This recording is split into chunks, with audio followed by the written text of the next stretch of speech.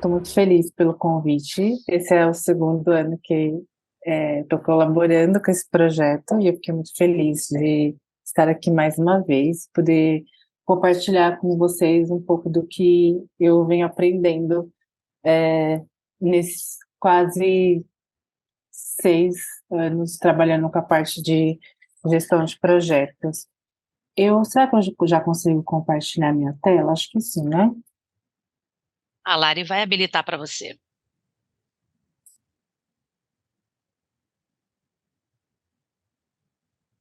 Se vai.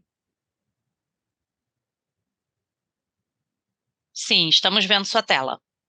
Boa. Então, deixa eu aqui agora arrumar as duas telas para eu conseguir ver vocês. Agora ele deu um carregando aqui. Foi? Tá aparecendo? Deu uma sumida, Marina. Tinha aparecido antes, agora tá como carregando. Mas acho que você pode tentar fechar e reabrir Vou fazer isso. a apresentação. Interromper.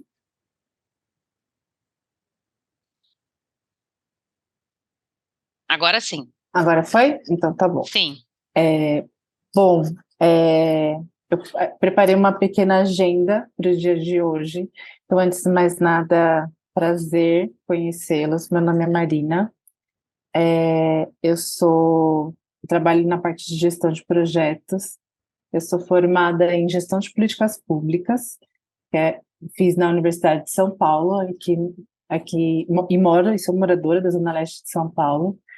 E da graduação já emendei meu mestrado, também em gestão de políticas públicas e em gestão de políticas públicas, como a gente trabalha com projetos, então essa parte de gestão de projetos sempre teve desde o dia 1 da minha graduação, esteve presente no meu mestrado.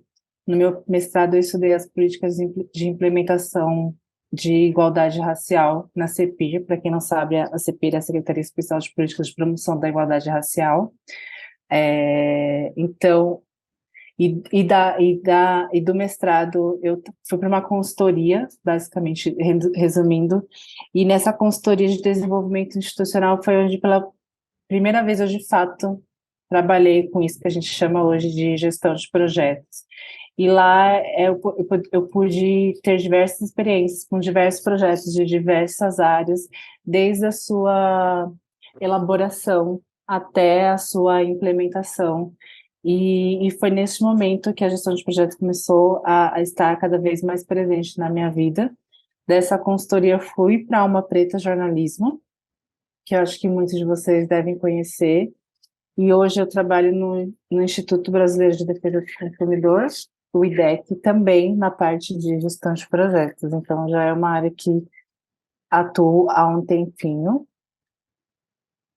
E aí eu preparei essa agenda para o dia de hoje, que é eu fazendo essa breve apresentação minha. E aí eu sei que vocês já se conhecem, que esse projeto já está na reta final, mas como eu não conheço vocês, eu gostaria de fazer um momento de check-in ou chegância, como cada um preferir, que eu gostaria de conhecer um pouquinho de vocês, e aí tem algumas perguntinhas norteadoras, para que eu possa saber um pouco o perfil, conhecer um pouquinho vocês.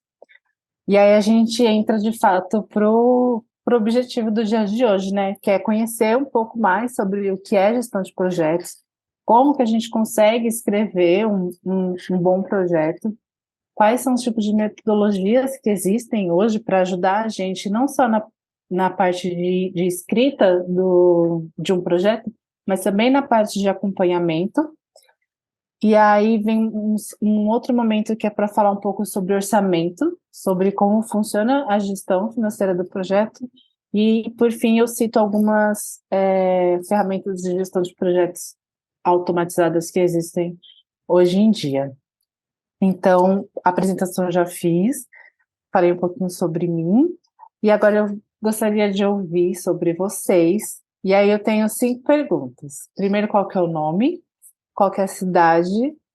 Qual foi a última música que você escutou? E de que maneira a gestão de projetos já está dentro da sua rotina?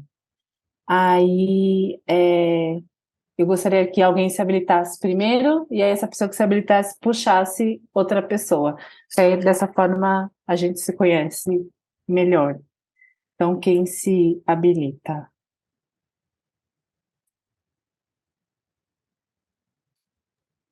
Se ninguém se habilitar, eu vou ter Eu que. vou fazer a chata. Desculpa, Marina, mas eu vou pedir só uma coisa para o pessoal, para responder assim de maneira mais objetiva, porque somos mais de 20 e nós queremos ouvir Marina também, beleza? É, Vai, Jaque, você abriu o microfone na hora que eu falei. Vai, Jaque, manda brasa. Oi, travou aqui na hora. Meu nome é Jaqueline Rodrigues, eu tenho 24 anos. Eu sou de João Pessoa, na Paraíba. E a última música que eu uhum. ouvi foi Sinais de Fogo, da Preta Gil. E falando um pouquinho da gestão de projetos, né? Eu já estagiei em uma empresa que eu era desse setor, então é algo que eu gosto muito e que é muito bom ouvir essa aula hoje, principalmente voltada para o jornalismo, porque na época eu estagiava, mas era em outra coisa. E aí ter essa aula para ter uma noção de como aplicar no jornalismo vai ser bem legal. Obrigada, Jaque. Se você puder puxar alguém.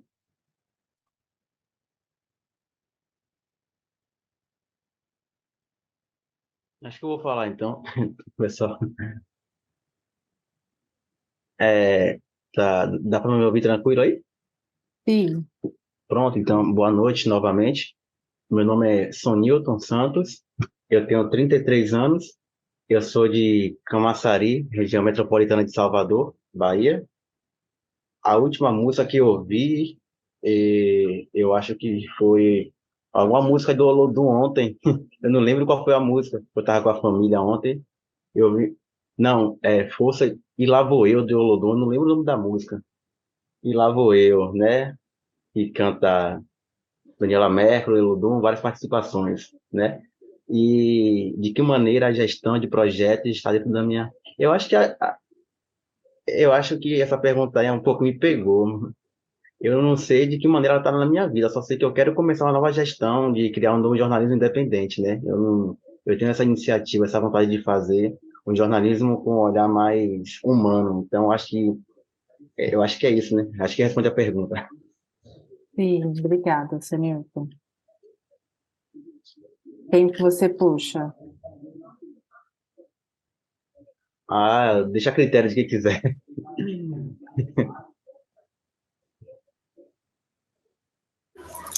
Oi, gente, vocês me ouvem? Sim, Eu sou Lucas Bezerra, eu tenho 26 anos, eu sou de Jupi, em Pernambuco, fica a 200 quilômetros do Recife. A última música que eu ouvi foi agora há pouco da banda Ed, O Mar Lá Fora, e a maneira como a gestão de projetos está dentro da minha rotina ainda é uma novidade. Eu faço comunicação social, a gente tem algumas disciplinas voltadas para gestão de projetos culturais, então voltado para o jornalismo a gente não tem. Então essa aula é fundamental e importantíssima para mim. obrigada, Lucas.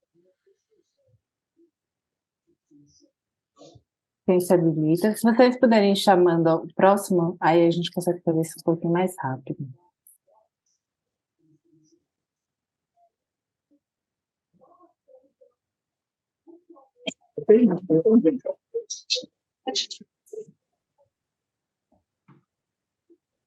Alô, vocês me escutam?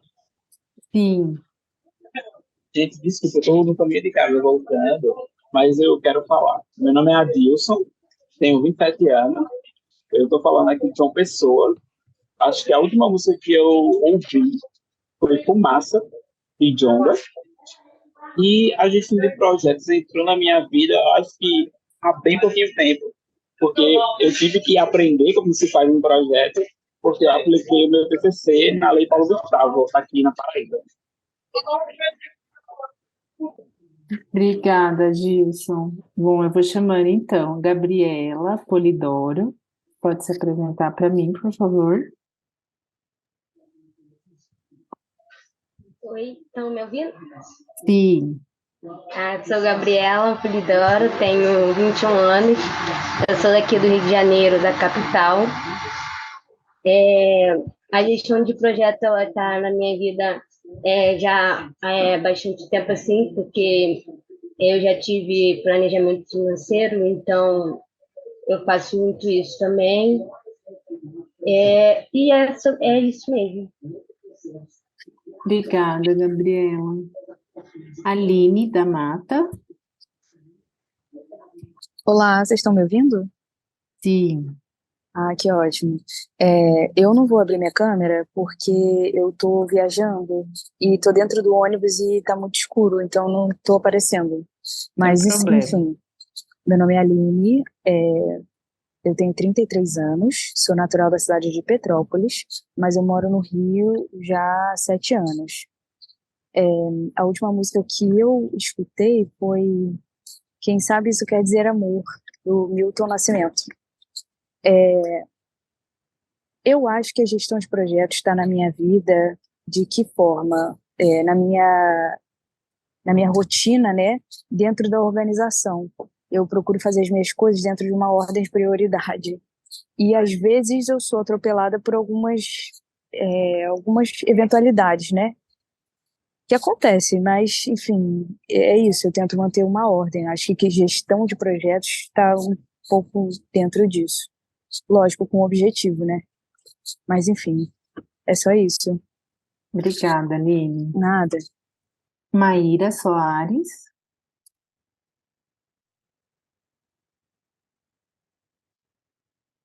Maíra, eu, né? É isso. Só um instantinho. Deixa eu ligar aqui a câmera. Prontinho. Oi, eu sou a Maíra, tenho 23 anos, sou aqui de Imperatriz do Maranhão. A última música que eu escutei, vou ficar devendo, porque não escutei, não me lembro qual foi a última vez que eu escutei uma música, felizmente. E de que maneira a gestão de projetos já está dentro da minha rotina. Eu acredito que a aula vai ser fundamental para isso, principalmente porque eu estou participando de um projeto voltado para a cultura da Lei Paulo Gustavo, e também quero começar a participar de mais projetos voltados mesmo para editais de jornalismo. Obrigada, Maíra.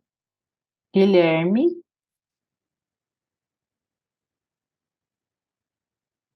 Oi, boa noite. Vocês estão me ouvindo bem? Sim. Perfeito. Bom, meu nome é Guilherme Silva, eu tenho 29 anos e moro aqui na capital de São Paulo. A última música que escutei é Eu Nunca Fui Embora, como um bom emo contemporâneo da banda Fresno. E eu acho que, como jornalista, eu sou um jornalista freelancer, então toda reportagem que eu tenho que vender para algum veículo, seja ele para qual que seja, eu preciso que ele seja tratado como um projeto, então preciso que ele tenha começo, meio e fim, preciso gerenciar ele de uma forma que ele seja interessante para ser publicado. Então, falando como jornalista freelancer, eu acho que é isso, é assim que está introduzido na minha rotina. Obrigada, Guilherme. Eric Gabriel.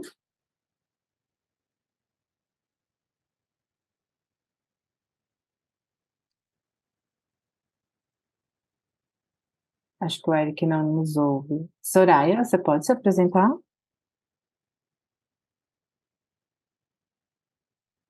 Oi, vocês me escutam? Sim. Oi, eu sou Soraya, eu sou daqui de Manaus, Amazonas. A última música que eu ouvi foi Treme Terra, do Boi Garantido. E a gestão de projetos que eu tenho na minha rotina, no meu atual cenário, é aprender um pouco mais sobre jornalismo independente. Então, eu estou fazendo alguns cursos que integram esse setor. Então, eu faço alguns cursos sobre jornalismo de dados e também procurando por editais investigativos de caráter formativos para que eu possa colocar isso em prática. Obrigada, Soraya. Isaac Silva. Opa, oi, boa noite. Tá dando pra ouvir, né? Sim. Então, meu nome é Isaac Silva, idade 24 anos. Eu sou de Natal, no momento não estou em Natal, estou em viagem. É, e a última música que eu ouvi foi ainda agora, era Bichinho. Aqui eu não estou hospedado, eu estou hospedado com os amigos. E tava ouvindo música ainda agora. Era Bichinho, antes era Várias Queixas, tá tocando uma playlist bem brasilidades. E assim, gestão de projetos tá na minha rotina, agora no momento não se encontra muito, mas já trabalhei assim com gestão de projetos, pois já tive experiência em empresas júnior de jornalismo, já fiquei à frente de cargos de liderança no tempo que eu tive lá, então assim, já estive à frente de liderar alguns projetos jornalísticos dentro da empresa júnior, mas no momento atual eu não estou à frente de nada. Então, é isso. Obrigada, Isaac. Jambu Freitas. Oi, bom dia. Boa noite, consegue me ouvir? Sim. Então, eu vou ligar minha câmera. Eu não consigo. Mas tá, eu sou Jambu, eu falo de Belém, Pará, tenho 21 anos e a última música que eu ouvi acho que foi. Não sei, acho que foi Fever da Madonna. E de que maneira a gestão de projetos está dentro da minha rotina? Acho que tá. Assim, eu faço faculdade, né? E eu tenho estágio, então eu acho que a gestão de projetos está muito na forma como eu organizo para os meus trabalhos, assim, tanto da faculdade quanto os projetos que eu faço dentro da assessoria que eu trabalho, né? Então eu acho que a gestão de projetos está muito por aí, na minha rotina. Obrigada, Jambu. Letícia.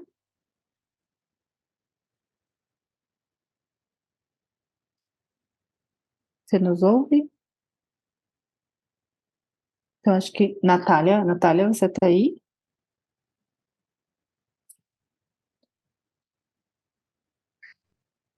Sim, sim. Me ouve? Sim. Sou Natália, moro em Recife, tenho 32 anos. A última música que eu escutei, deixa eu lembrar, foi rock, né? Que eu curto mais rock internacional. Eu acho que foi One do YouTube. E não tô à frente de projetos, assim. Eu estou fazendo uma assessoria de comunicação de um projeto social, né, na verdade. Um projeto de fotografia para pessoas cegas. No momento, minha ocupação é essa. Obrigada, Natália. Thaísa, você está aí?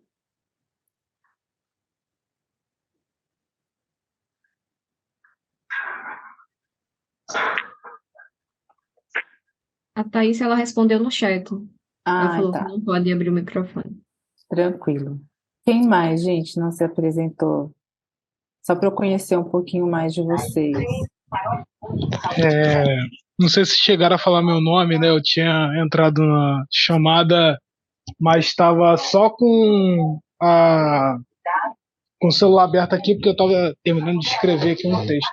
Mas, me apresentando, meu nome é Matheus, tenho 28 anos, sou aqui do Rio de Janeiro, da Maré. E a última música que eu escutei foi Closer to You, do Jungkook, K-pop. E a gestão de projetos na minha vida, ela se dá, acho que desde a época do colégio, né? Fazendo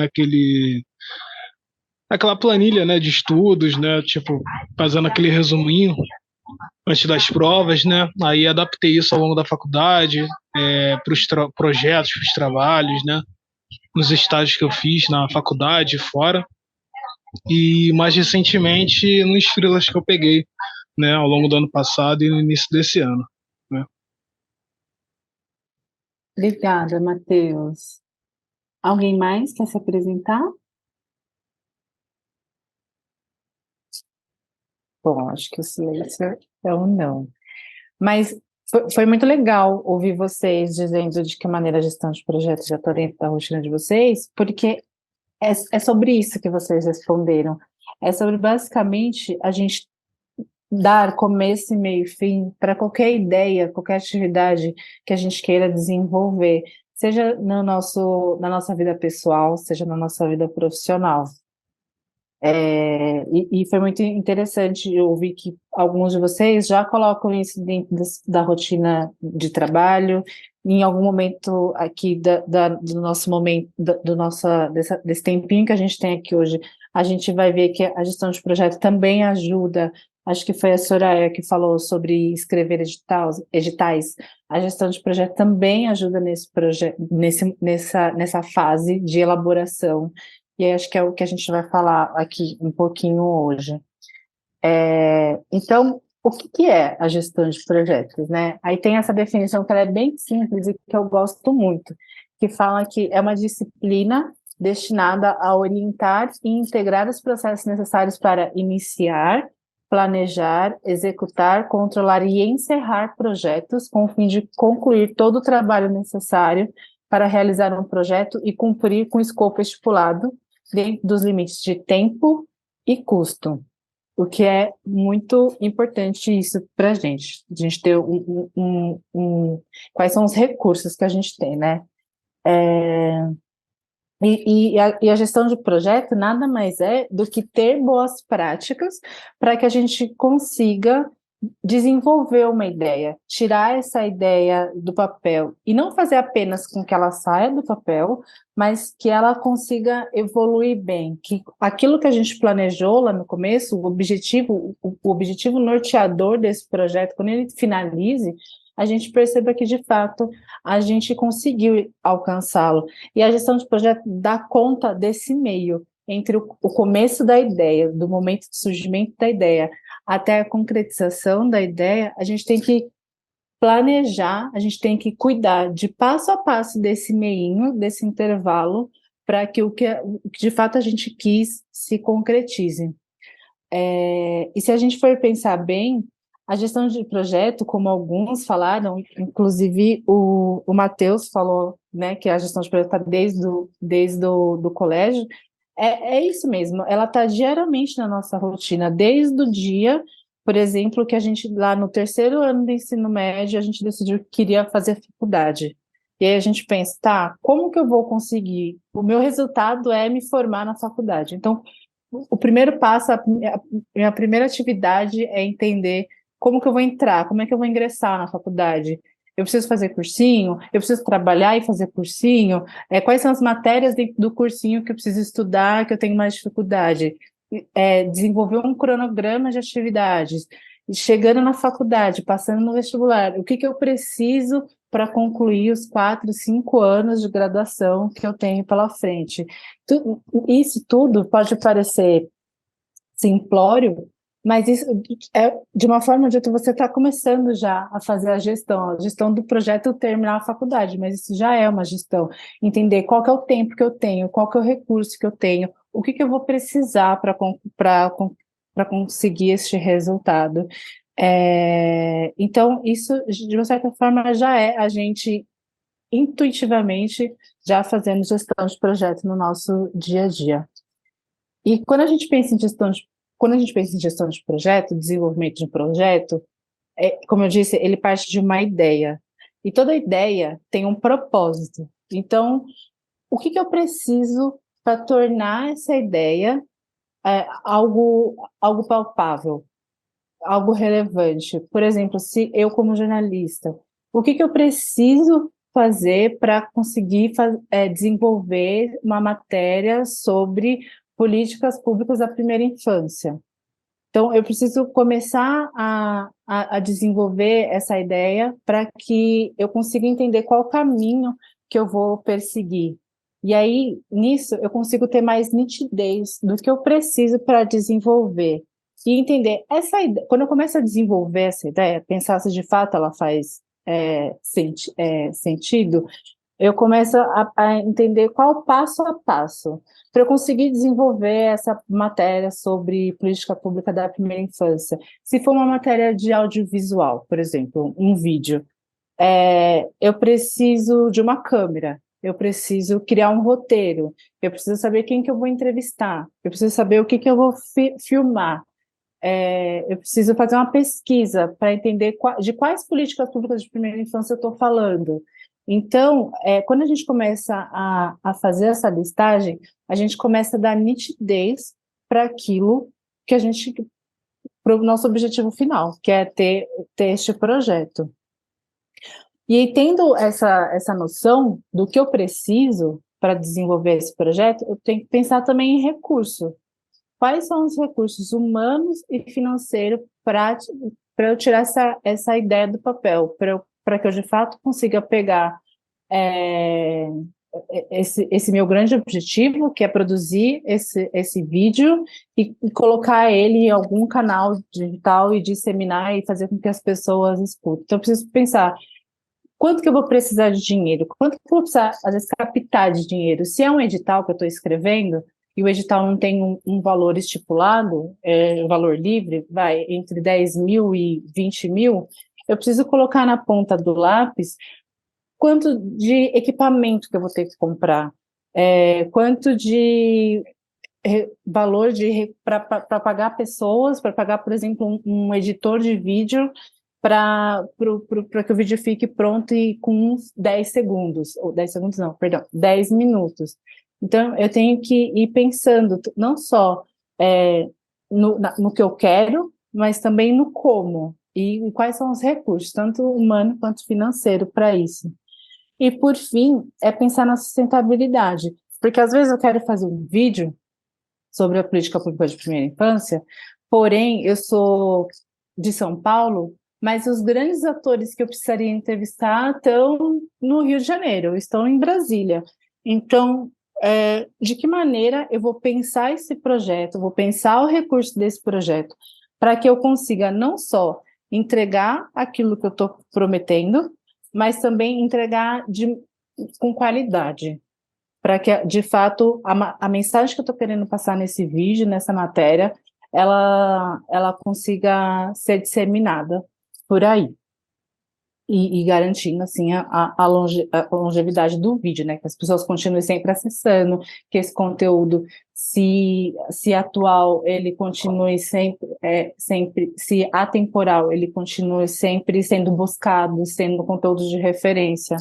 Então, a gente tem que pensar um pouco nessas nuances, quando a gente tem uma ideia e quer que ela saia do papel e vire um grande projeto.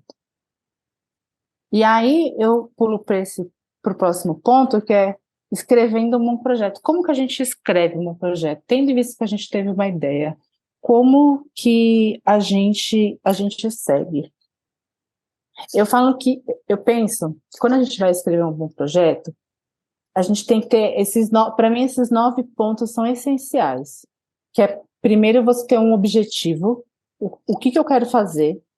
Segundo, você entender o como que você vai fazer, que é o desenvolvimento, e assim você consegue pensar quais são os resultados que eu vou chegar, o que eu vou impactar com essa ideia, com esse projeto que eu tenho. Porque às vezes a gente pode pensar num projeto interessante, num projeto bacana, acha que essa matéria vai reverberar, que as pessoas têm interesse, mas na verdade o impacto dela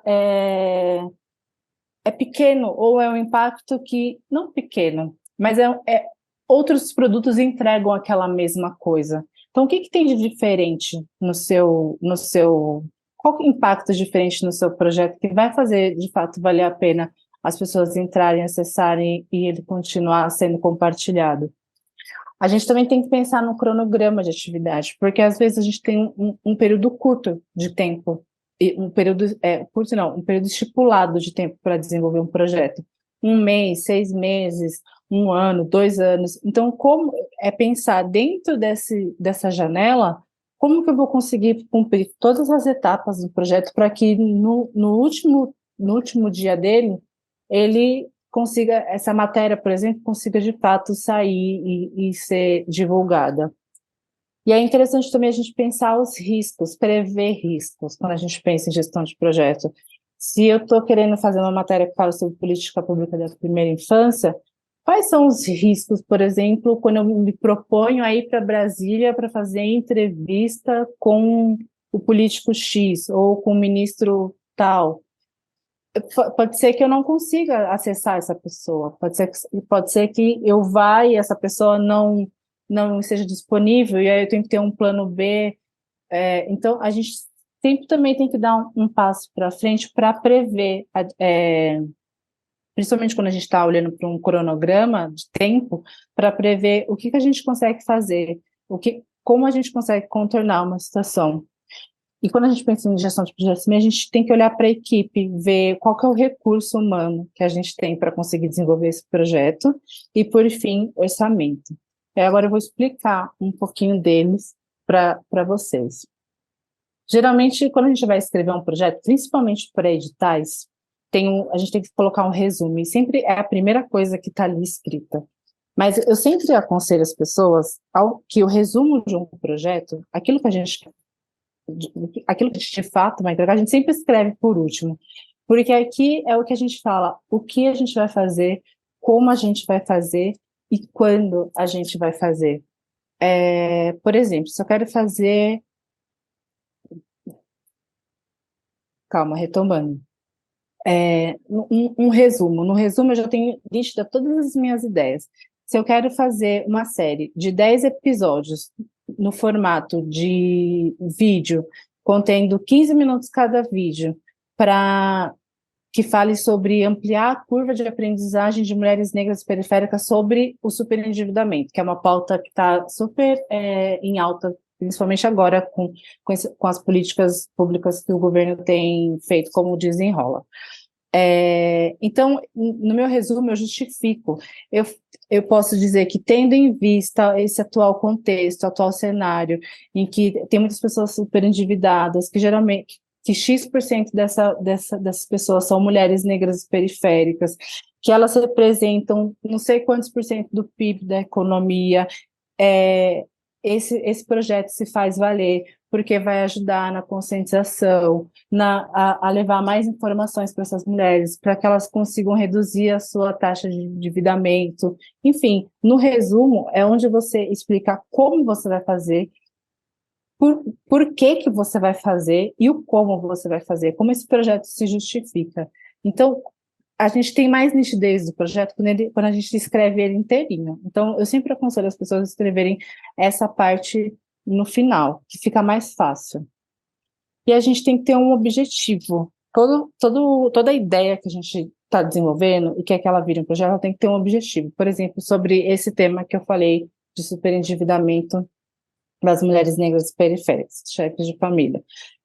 O objetivo dessa minha série de 10 episódios é conscientizar as mulheres negras, reduzir o superendividamento. Isso tem que estar bem nítido para mim, porque se na hora que você está escrevendo o projeto, o objetivo do projeto não está nítido para você, muito dificilmente ele vai ficar nítido para quem está lendo, para quem você vai apresentar, seja para o seu chefe, seja para uma pessoa que está você pleiteando uma vaga em algum edital. Então, tenha o objetivo bem nítido da ideia que você está querendo passar com o seu projeto. E aí tem uma das coisas mais importantes é pensar o desenvolvimento do projeto, que é aquele que eu falei, entre o começo e o fim tem toda uma gordura aí para a gente queimar. E aí é no desenvolvimento do projeto que você conta a história para alguém daquilo que você está se propondo a fazer, onde você consegue identificar o problema, tendo em vista que eu tenho esse problema, o meu projeto ele vai conseguir solucionar esse problema de tal forma. É onde você explica a importância, onde você cria soluções para uma questão e mostra por que seu projeto é importante. E é nesse momento também que você explica o porquê você ou sua organização é capaz de produzir esse projeto. E aí é nessa fase também que você apresenta como o projeto vai ser desenvolvido, e isso é fundamental, principalmente quando você está pleiteando, por exemplo, um edital. Por exemplo, neste exemplo que eu dei sobre produzir uma série de 10 episódios no formato de vídeo de 15 minutos, que fale sobre o superendividamento da mulher. A primeira fase que eu tenho que pensar quais são os recursos humanos que eu preciso? Além de mim, vamos por eu, jornalista, eu preciso de uma pessoa, às vezes, que faz um roteiro, eu preciso de uma pessoa para fazer a captação da imagem, porque eu não tenho essa expertise, eu preciso de alguém para fazer edição, porque eu não tenho essa expertise. Então, aqui é onde você detalha o passo a passo do seu projeto. E aí, quando você detalha a equipe, você também precisa, numa fase 2, explicar que tipo de material você vai precisar para produzir esse conteúdo. Vai precisar fazer a compra de um software, vai precisar comprar uma câmera de captação de imagem boa, vai precisar de microfone lapela, tendo em vista que você vai fazer entrevista, e para ter uma boa captação de som, você precisa desse microfone. Você precisa de um notebook, de um HD externo. Então, você também, na parte que você está escrevendo o projeto, desenvolvendo o projeto, você precisa ter uma noção de tudo que vai precisar de custo, de todos os equipamentos, de todos os recursos humanos que você vai precisar. Aí, por exemplo, tem uma fase 3, que é o desenvolvimento da pesquisa para a escrita do roteiro, porque não vai ser, por mais que você às vezes possa gostar do tema, você precisa se aprofundar, você precisa convencer a alguém que aquele projeto tem relevância, e na hora de escrever o roteiro do seu vídeo, você precisa entender qual o conteúdo que eu vou colocar. No vídeo 1, eu vou falar sobre o quê? No vídeo 2, qual que vai ser o gancho do vídeo 1 que eu vou conseguir jogar para o vídeo 2? E eu estou falando de vídeo, mas isso serve para matéria escrita, para podcast, para qualquer material jornalístico que vocês vão produzir. Aí, por exemplo, uma fase 4, gravação dos vídeos. Aí tem uma fase 5, edição desse material. Aí, construção da estratégia de comunicação, lançamento do vídeo. Depois que você lança o vídeo, você ainda pode ter uma fase de como que eu vou alcançar mais pessoas, caso eu tenha uma meta de ter 200 visualizações por semana e eu não estou conseguindo alcançar essa meta. Então, como que eu contorno as diversidades que vai aparecendo? Na parte do desenvolvimento do projeto, é onde você mapeia tudo que você vai precisar para conseguir fazer essa produção dessa série de 10 episódios, por exemplo. Quais são os riscos que eu tenho nesse momento, como que eu vou conseguir, quais são os recursos que eu preciso, qual que é o tempo que eu preciso para desenvolver essa série. Então, nesse momento, você conta, você exemplifica, principalmente quando você está escrevendo em digital, aqui é o momento de convencimento da pessoa do o que é o seu projeto, como que você vai fazer esse projeto e o porquê que você está fazendo esse projeto. E aí, geralmente, também tem a parte de resultados, que é sempre, quando a gente está escrevendo um projeto, a gente tem muito nítido quais são os resultados que a gente quer alcançar com esse projeto. E é sempre interessante a gente pensar no resultado a curto, a médio e a longo prazo. E aí, o que é curto, o que é médio, o que é longo? Depende de quanto tempo você tem o seu projeto. Se o seu projeto ele tem 1 ano, um curto prazo pode ser 3 meses, o médio prazo pode ser 7, 8, e o longo prazo pode ser os 12 meses. E aí, pensar, o que eu consigo entregar? Qual que é o meu resultado primário? Por exemplo, o meu primeiro resultado é ter os 10 vídeos produzidos. Esse é o meu resultado de curto prazo. Meu resultado de médio prazo, no meio do projeto. Quais são os resultados que eu preciso alcançar para que no final eu tenha os 10 vídeos lançados? Não sei, alcançar X número de pessoas que tenham compartilhado, que tenham interagido com esse material. no longo prazo, ter essa matéria sendo compartilhada em grandes veículos de comunicação, por exemplo. Esse é um resultado que eu quero, porque se essa série de episódios que eu fiz, ele está sendo compartilhado em grandes veículos de comunicação, isso quer dizer que eu estou alcançando diversas pessoas. Então, é interessante quando a gente tem uma ideia e quer desenvolver essa ideia em um projeto, é ter muito nítido o que eu quero alcançar com essa ideia, quais são os resultados que eu vou alcançar com essa ideia. E quando a gente olha para resultado, diretamente a gente olha para impacto. E principalmente quando você quer convencer alguém de que vale a pena investir, por exemplo, no seu canal, você quer produzir essa série de vídeos, é listar quais são os impactos diretos e indiretos que o seu projeto gerará em um determinado ecossistema. Impactos diretos são impactos que a gente consegue mensurar, e que estão diretamente conectados com aquilo com o resultado que eu previ.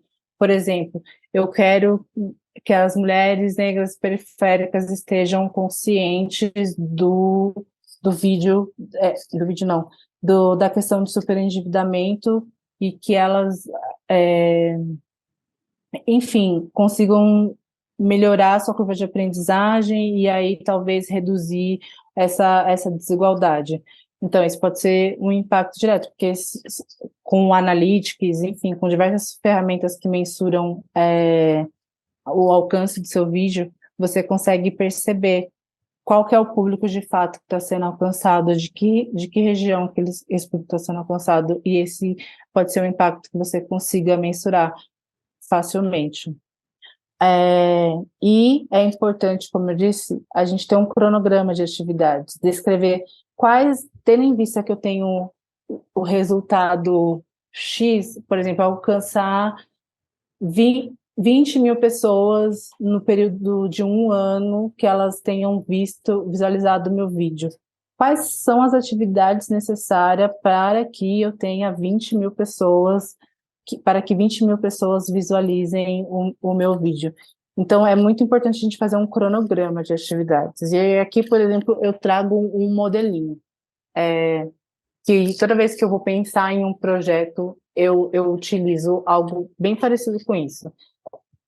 Por exemplo, eu tenho o resultado 1, alcançar 20... Não, o resultado 1, lançar no dia 1 de dezembro de 2023 o primeiro episódio. Então, tendo em vista que esse é meu resultado, lançar um episódio no dia 1/12, quais são as atividades que eu preciso de desenvolver para que no dia 1/12 esse episódio seja lançado? Então, por exemplo, fazer a captação dessas imagens, fazer a atividade 1, atividade 2, fazer a edição dessa imagem, atividade 3, revisar esse conteúdo e construir uma estratégia de comunicação, atividade 4, lançar de fato na plataforma.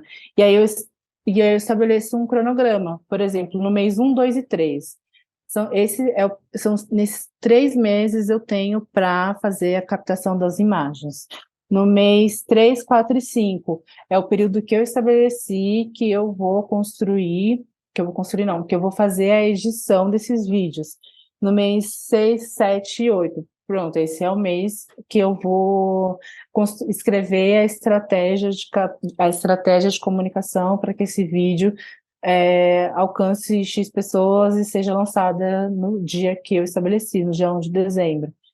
E aí eu gosto de pensar assim, para que eu consiga fazer o encadeamento lógico para ter qual resultado, para ter X resultado, eu preciso de ter muito nítido quais são as atividades e qual que é o período de tempo para o desenvolvimento dessas atividades, para que no final do projeto, se ele tenha 12 meses, no final dele eu tenha lançado todos os 10 episódios. E quando eu tenho um financiador por trás, esse é o tipo de processo básico que a gente tem que se atentar.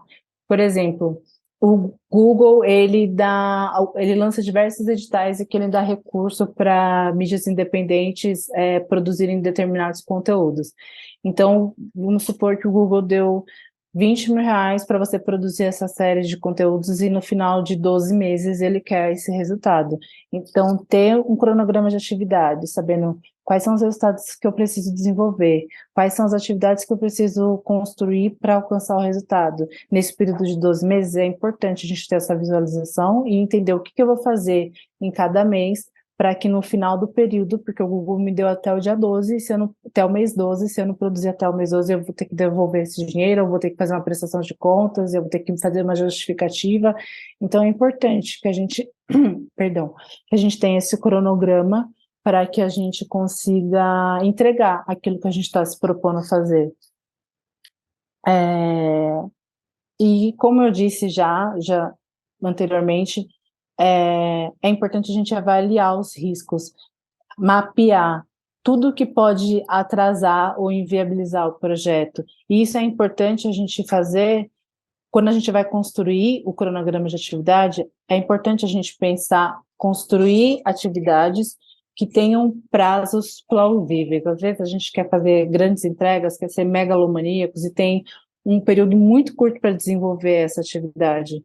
E aí a chance disso não se concretizar em gerar um risco para o projeto é muito grande. Então, é importante que a gente avalie quais são os riscos e construa um cronograma de atividades pensando nesses riscos, pensando em possibilidades de atraso, pensando em que nem tudo vai sair exatamente do jeito que a gente gostaria. E caso algo ocorra e a gente não espere, a gente consiga ter um tempo para parar, fazer uma avaliação, por exemplo, em equipe, entender o que deu errado, como que a gente pode reformular a rota, e aí sim a gente continuar para que no mês 12 a gente consiga entregar a série de 10 episódios com vídeos de 15 minutos.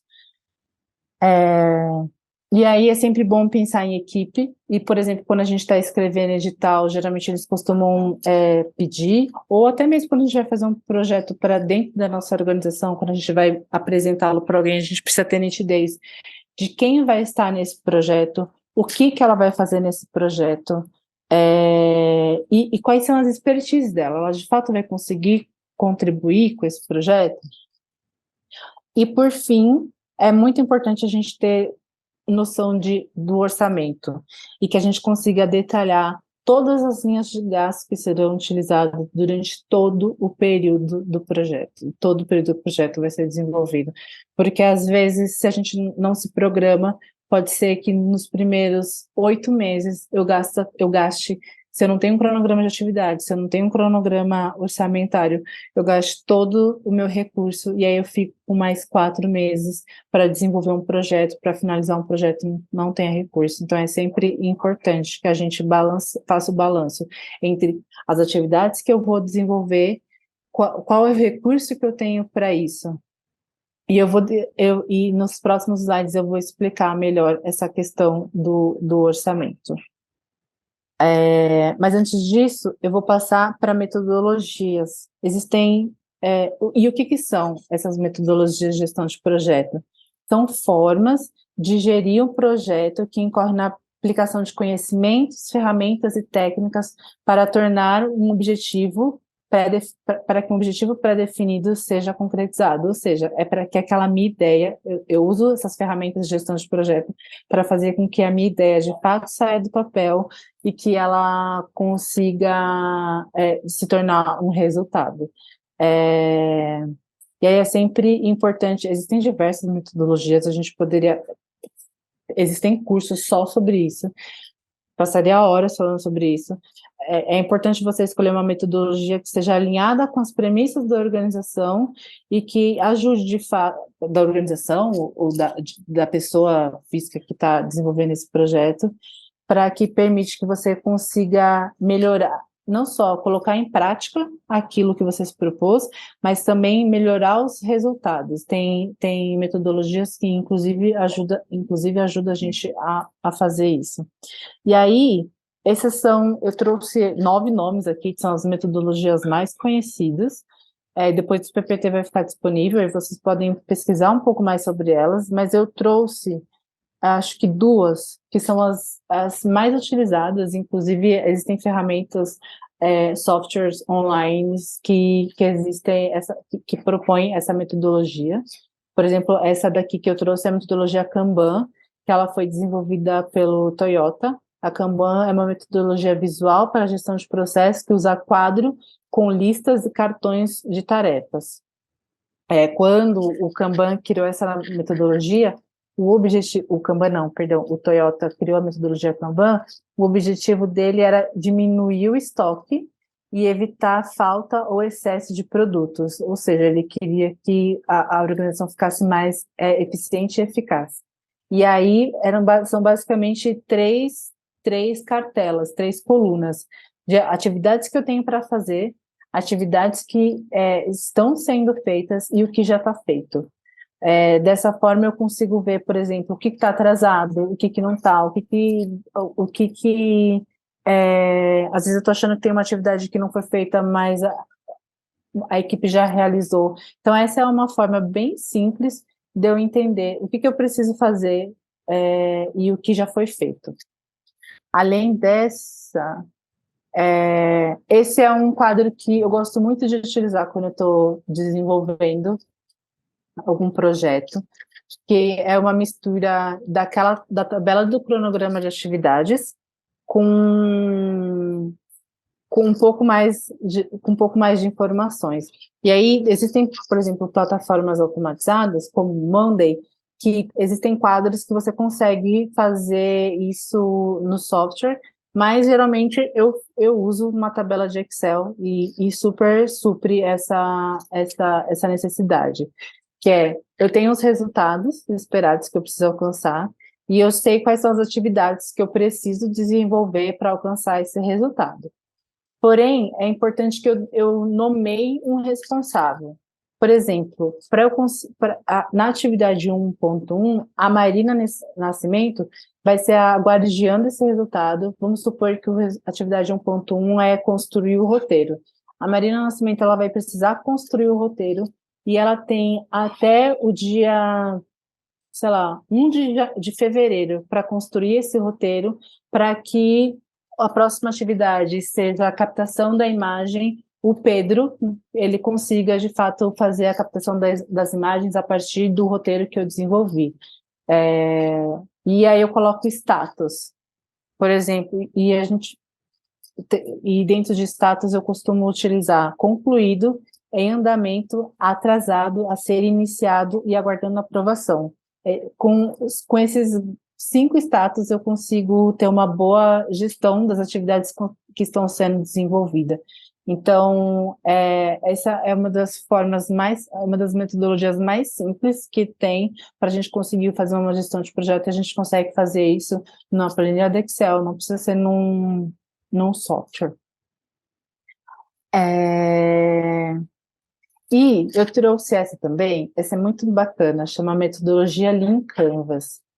Essa eu gosto mais de usar quando eu estou desenvolvendo a ideia, não durante o processo, não durante o desenvolvimento do projeto, mas sim quando eu tenho uma ideia, e aí eu gosto de usar essa metodologia. Por quê? Porque ela me ajuda a entender o que eu vou fazer, como eu vou fazer, e quais são os recursos que eu tenho e por que eu estou fazendo.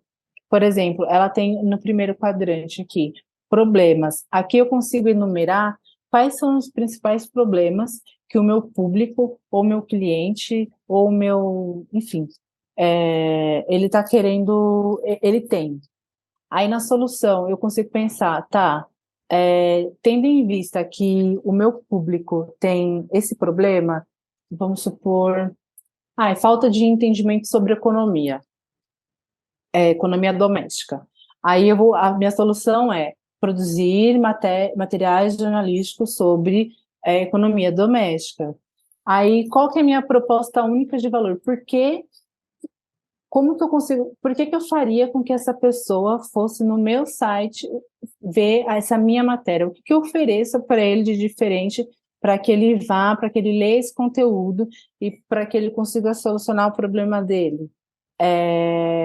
Qual que é a minha janela de desvantagem? O que não pode ser facilmente comprado ou copiado. quais são os canais que eu vou distribuir essa minha matéria, como que as pessoas vão acessar, chegar nesse conteúdo que eu estou produzindo.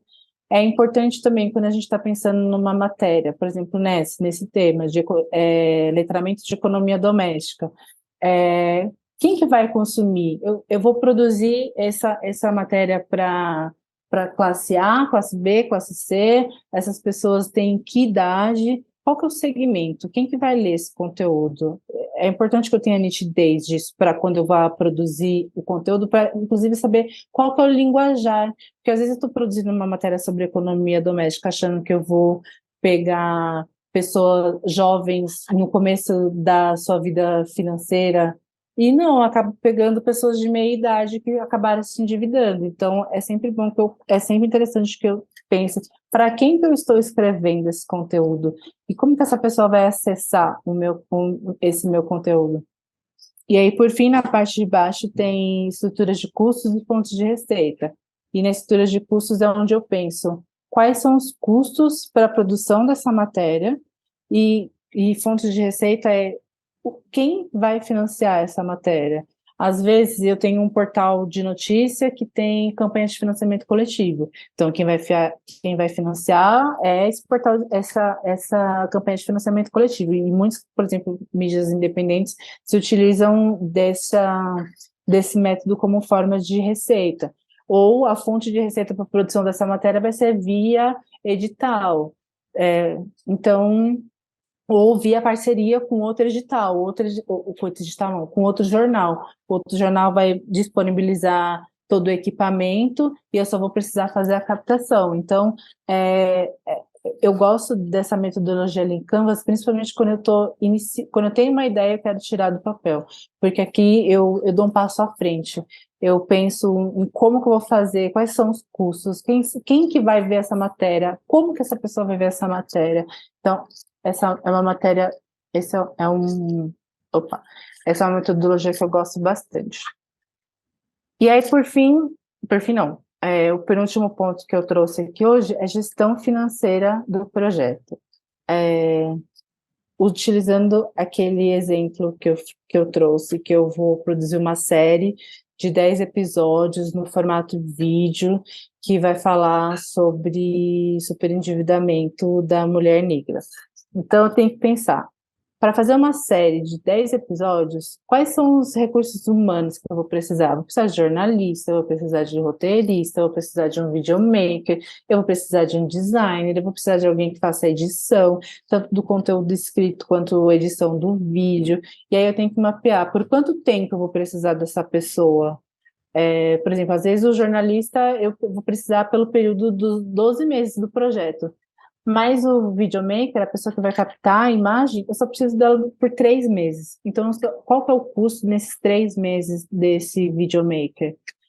O designer, talvez ele venha só no final do projeto, quando ele precisa criar a identidade visual e enquadrar aquela imagem naquela identidade que foi construída. Então, talvez eu não precise dele para os 12 meses, eu preciso do designer só para os últimos 2 meses. Então, qual que vai ser o custo do designer nos últimos 2 meses do meu projeto? Equipamento. Se eu não tenho nenhum tipo de equipamento e quero fazer essa série de 10 episódios no formato vídeo, então eu vou precisar de notebook.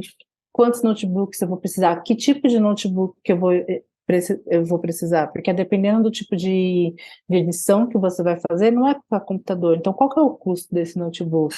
Que câmera que eu vou comprar? Qual que é o custo dessa câmera? Ou eu vou alugar essa câmera? Esse microfone comum e o microfone lapela.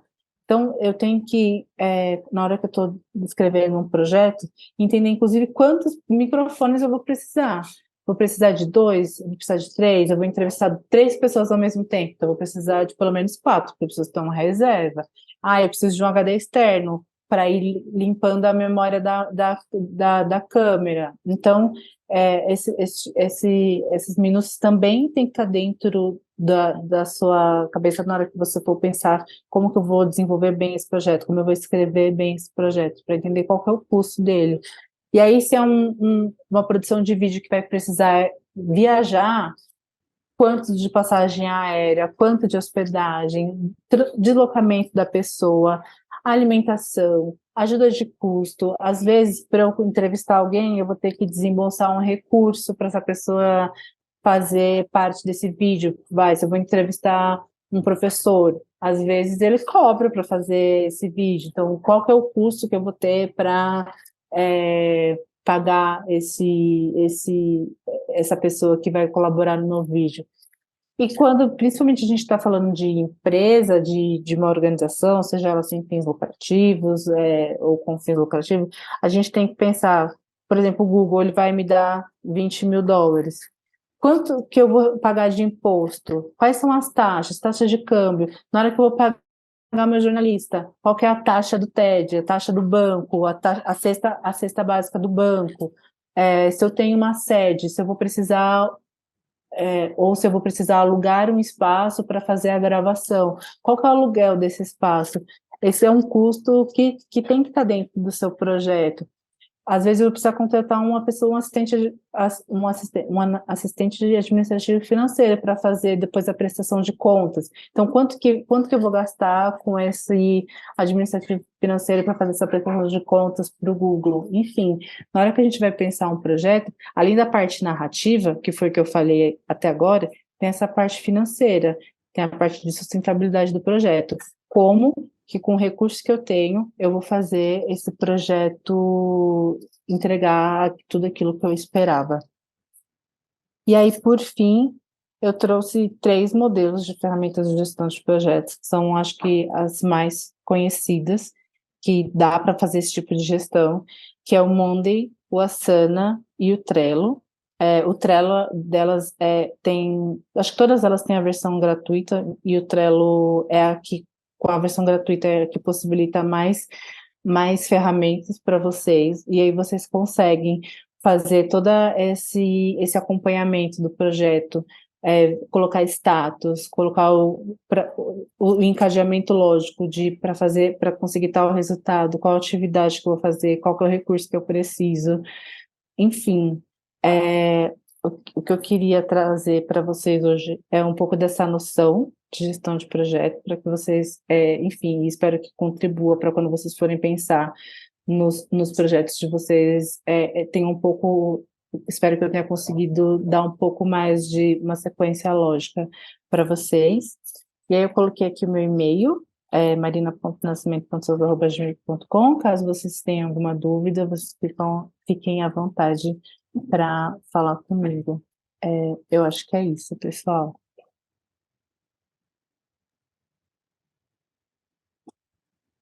E se Muito vocês tiverem legal, alguma Marina. dúvida, fiquem à vontade. Não, muito bom. Acho que a gente pode abrir aqui para as perguntas. Eu vou só fazer um comentário que também é bem importante. Eu já lidei com alguns editais do Google e muitas vezes você tem que prever coisas como você mencionou, né? Impostos, né? Você tem que entender se dentro daquele edital você pode relacionar, por exemplo, os custos com impostos da sua empresa ou organização, porque muitas vezes você não vai poder. Então, você também já tem que ter isso em mente, tá? Porque, no caso do Google, por exemplo, você não pode incluir dentro do projeto deles o seu custo com impostos, né? Isso entraria como uma contrapartida, digamos assim, da sua empresa. Então, só trazendo esse ponto aqui que eu acho que é bem importante, entender bem o que está dentro de cada um dos editais, para você depois não ter uma surpresa lá no final na prestação de contas. Essa parte é bem importante, mas isso vai realmente depender das especificações de cada um dos editais. Alguns vão exigir, inclusive, contrapartidas, né? Por exemplo, em horas de trabalho da sua empresa e coisas assim. Eu ia comentar exatamente isso, Flávia. Tem edital, gente, que custa, ele arca só com 70% do custo. Por exemplo, eu tenho um projeto que o custo dele é 100 mil. O edital se ele vai dar só 70%, ele só vai dar 70 mil. Os outros 30% fica por minha conta. Então, é isso que a Flávia falou. Cada edital tem uma especificidade, então você tem que ler, inclusive, isso e se atentar para saber se você vai conseguir dar essa contrapartida.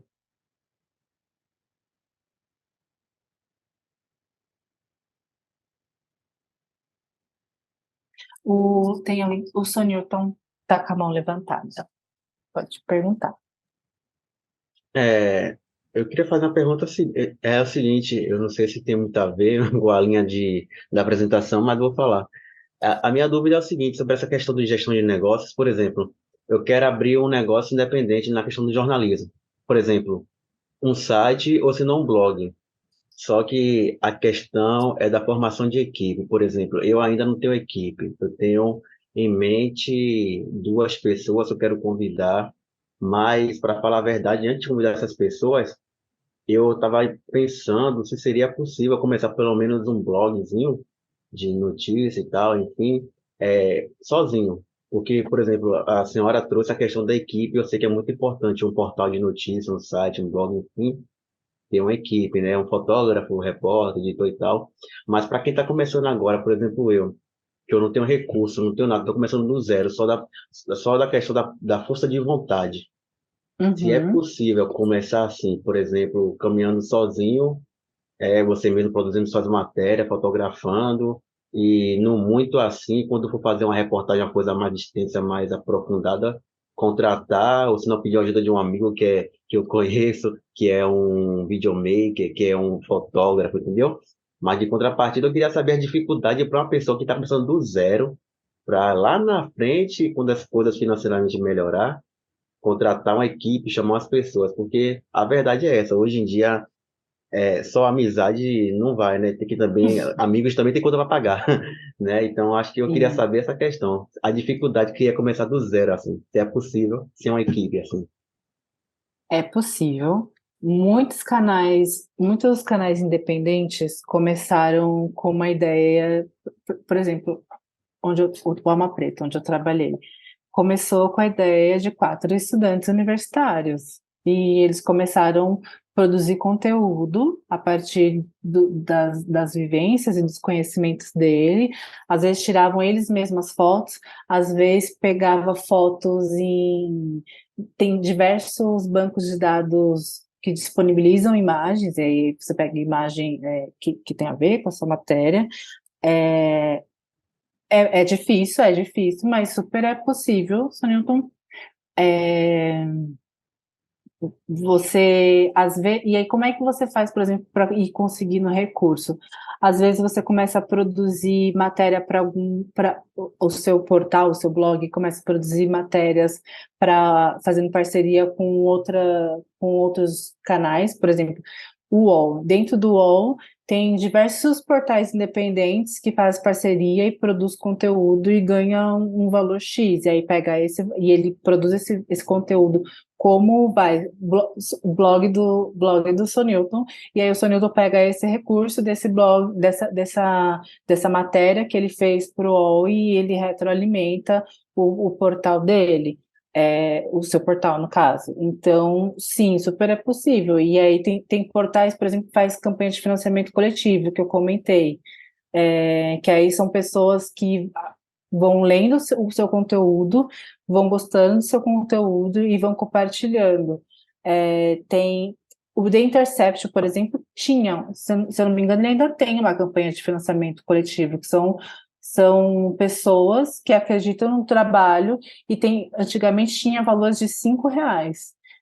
De 5, por exemplo, é 5, 15, 20, 50 e 100. Aí a pessoa escolhe qual que é o valor que ela vai querer contribuir mensalmente para que você continue incentivando o seu trabalho. Então, sim, é possível você, pessoa física agora, abrir um blog, começar a produzir conteúdo e ir se planejando para ver quais são os canais que eu vou querer vender o meu conteúdo, que eu quero que o meu conteúdo apareça e que eu consiga ter algum tipo de retorno, e para ir investindo. Por exemplo, se eu consigo X matérias no UOL e você consegue ter um valor, talvez você consiga investir mais na segurança do seu site, e aí você impede, por exemplo, que alguém invada e você perca tudo que você já produziu.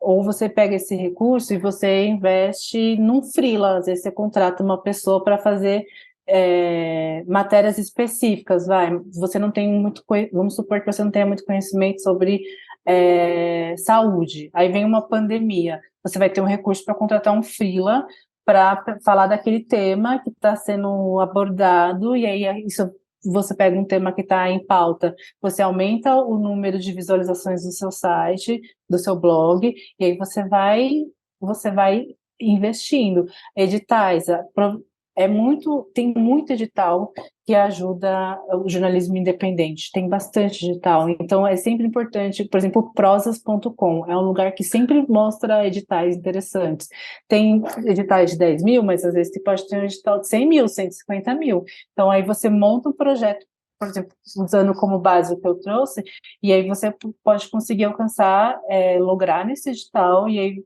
investe dentro do seu canal. É fácil? Não é fácil. Porque é isso, a mídia independente não tem ninguém por trás. Ô, Mas você Marina, consegue. desculpa, só pegando o gancho rapidinho, que você deu uma resposta, eu lembrei da outra pergunta. Sobre essa questão de parceria desses sites, eu queria saber pelo menos um pouquinho como é que funciona. Por exemplo, aqui no meu estado tem, por exemplo, o Bahia Notícias, tem o Jornal Metro, e tem nos interior da Bahia, tem um sitezinho e os blogs. Eu queria saber como é que funciona essa parceria do jornal da capital com o interior, como é essa troca em relação a tudo financeiro e tal, como é que funciona isso, esse contato?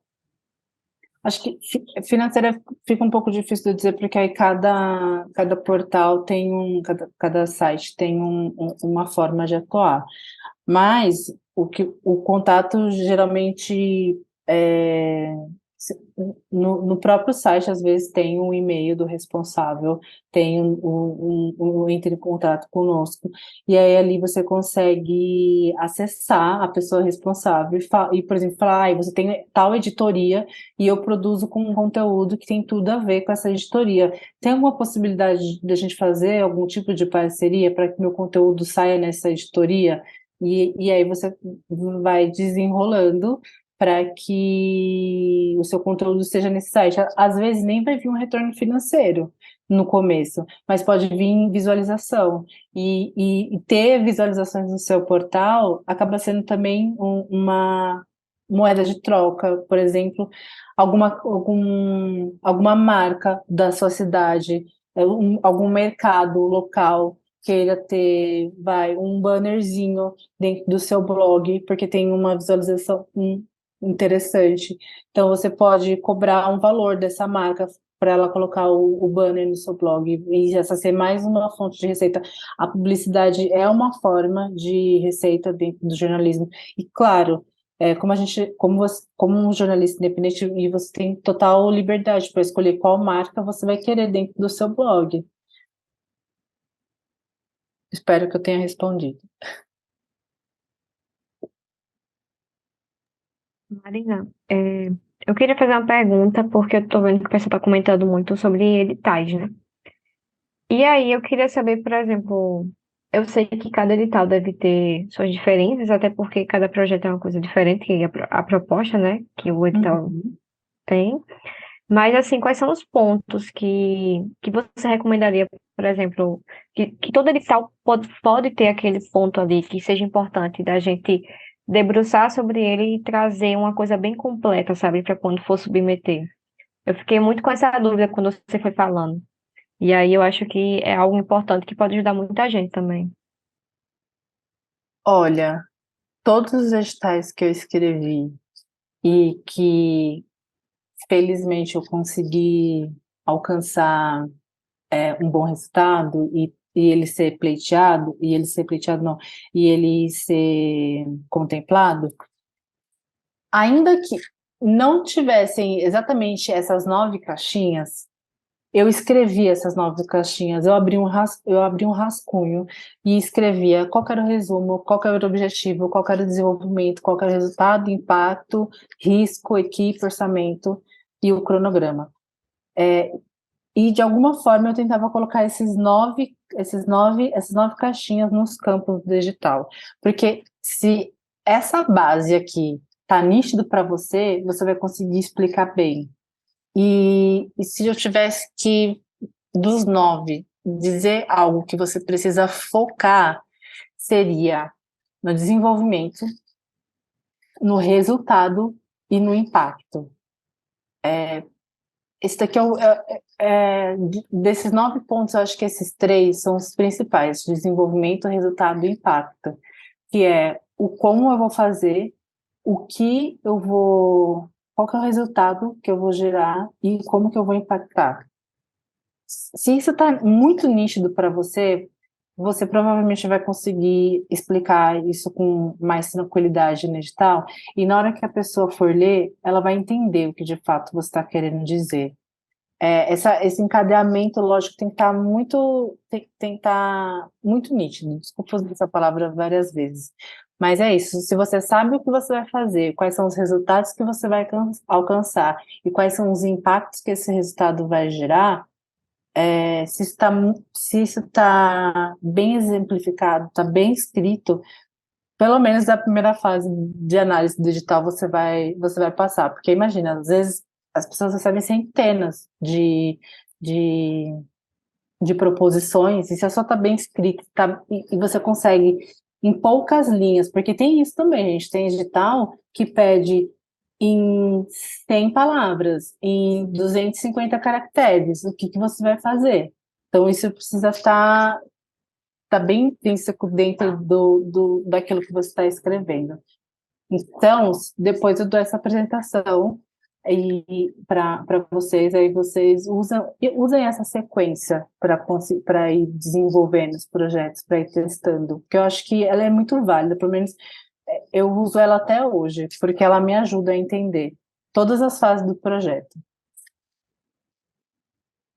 Só para finalizar, você falou, eu não sei se é uma plataforma, não sei se é alguma coisa no Instagram, que tu falou que divulgava, né, tipo, editais. Eu não sei Prozas, se é tem um Prozas, site, né? eu não sei se é Pronto. prozas.com.br, prozas.br, chama Prozas. Lá sempre tem edital. Qualquer edital que sai, aparece no Prozas. Então é sempre bom vocês acompanhando lá. Desde fundações privadas até desde fundações até empresas privadas, por exemplo, esqueci. A Vale, acho que uma vez soltou um edital, saiu na Prozas. Às vezes, edital do governo sai no Prozas. Então, é um lugar interessante de você ficar acompanhando. Tá bem, obrigada, viu? E se atentem, gente, pelo amor de Deus, prazo de edital. Não adianta, se o prazo é dia 31/12, vocês têm que, idealmente isso tem que estar submetido pelo menos no dia 29/12. Não me deixa para subir edital em cima da hora. E porque a data passou, já era. Então, se atentem a isso também. Se programem para escrever um edital e submeter, não deixa para submeter às 23h59, porque tem um monte de gente tentando submeter às 23h59 e a chance de dar ruim é muito grande. Ou a chance de você ver uma questão que você não estava esperando também é muito grande. Uma dica, sabe o que eu faço? Toda vez que eu vejo um edital e eu penso, esse edital é interessante, vou submeter. Eu entro no site do edital, copio todas as perguntas, abro um Google Docs, abro um Word, copio todas as perguntas, quantos caracteres tem que ter e faço um rascunho igualzinho, porque aí depois eu abro o edital, eu só copio e colo. Copio o que está no meu rascunho e colo no que está lá no edital. Isso é super importante, para você não ter surpresa. Porque às vezes você se programa, faz um negócio bonito, acha que o edital está perfeito, e aí eles dão a tabela de cronograma de atividades deles. Ou eles pedem para você baixar uma planilha para você colocar o orçamento na planilha deles. Então, vocês têm que entrar no edital, ler as perguntas que estão nos editais. Se tiver documento para baixar, baixe o documento, use o template deles. Às vezes também tem edital que pede algum documento, sei lá, RG, enfim, já se programem para ter tudo isso. Por isso que é importante não deixar para submeter de última hora, porque surpresas podem aparecer. Flávia? Dentro dessa linha do que você está falando, Marina, eu também participo de muitos editais, né, tanto no Colabora quanto na Lupa, então também tem essa dinâmica de entrar lá copiar todas as perguntas, fazer um Google Doc. Muitas vezes é um trabalho compartilhado, então tem várias pessoas ali escrevendo, mas a dica que eu ia dar para vocês, que eu acho que é muito válida, a partir dessa estrutura que a Marina mostrou, né, de como estruturar o projeto, é a seguinte: já tem um projeto, já escreve, já deixa ele rascunhado, sabe? Porque na hora que chegar o edital, você já tem ali metade da receita do bolo já está escrita, sabe? Então, assim, é isso. Você vai olhar aí, esse aqui está pedindo uma coisa um pouquinho diferente, esse aqui está pedindo uma documentação, como a Marina falou, esse aqui tem um modelo de planilha, de cronograma, de orçamento, mas se você já tiver o seu projeto, eu quero escrever esse projeto aqui, meu objetivo é, em 2024, escrever em editais. Já prepara ele, já deixa estruturado com aquelas questões, sabe? Público-alvo também, que você vai impactar, é bem importante, porque aí facilita muito, né? E lógico, você vai ter ali alguns que são mais complexos, mas se você já tem a coisa estruturada na sua cabeça aí num doc, facilita muito na hora de preparar no modelo específico, sabe? Então essa é a dica que eu dou, e a gente costuma fazer isso assim, tanto na Lupa quanto no Colabora, já ter ali meio que um banco de projetos já escrito, sabe?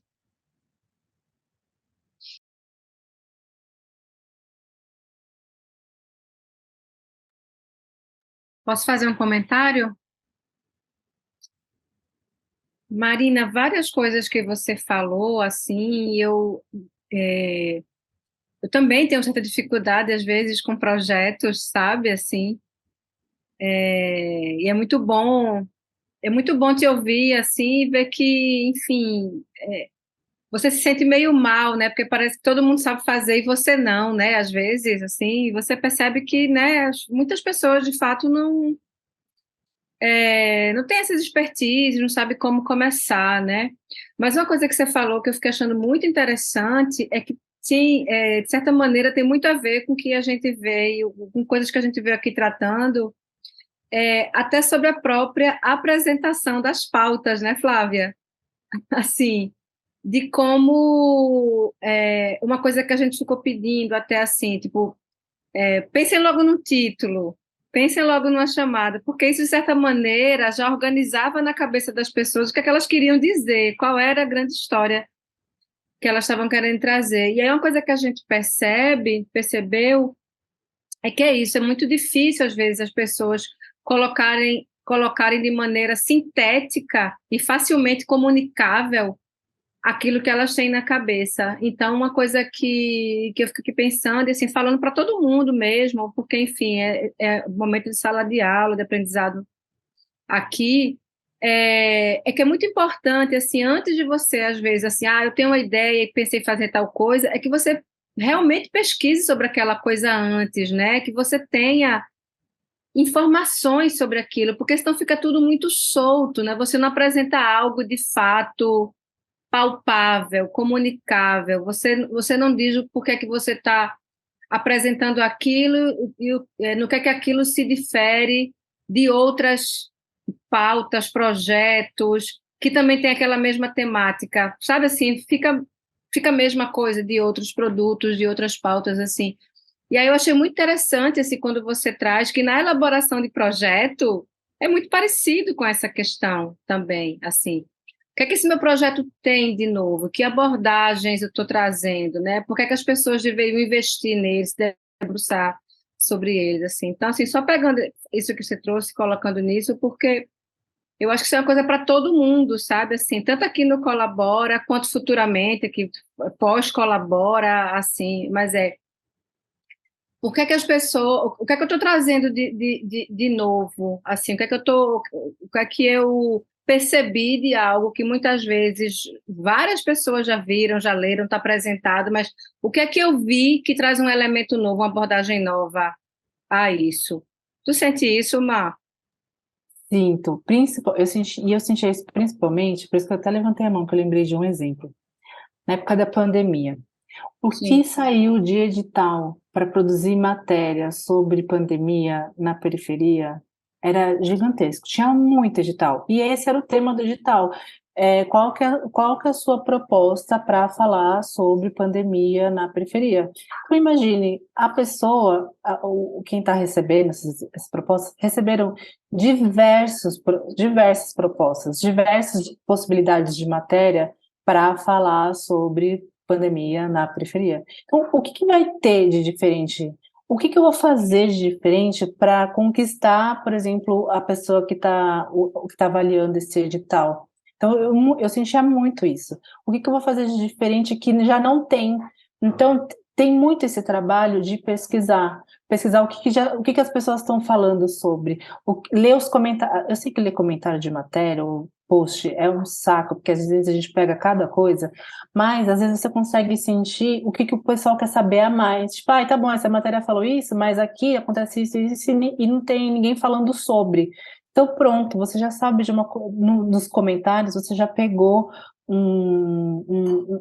às vezes você consegue fazer uma leitura e entender uma minúcia de um macro tema, no caso, pandemia, o que que as pessoas estão querendo ouvir sobre. Eu lembro que na época, numa preta, a gente escreveu uma matéria sobre cobrador de ônibus. Ninguém falava, não tinha matéria sobre cobrador de ônibus na pandemia, porque estava quase todo mundo de home office, mas na zona leste de São Paulo, que é a zona mais carente, as pessoas continuaram trabalhando presencial e os ônibus continuaram lotados. E aí a gente fez uma matéria, eu lembro, sobre cobrador de ônibus e motorista. E era uma matéria que ninguém falava sobre esse público. E fez sucesso na época. Então, é isso.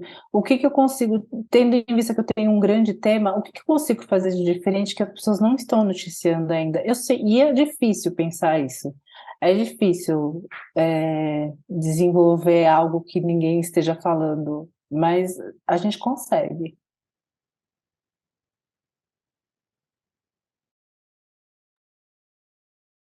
Alguém mais está com dúvida? Vamos aproveitar, viu?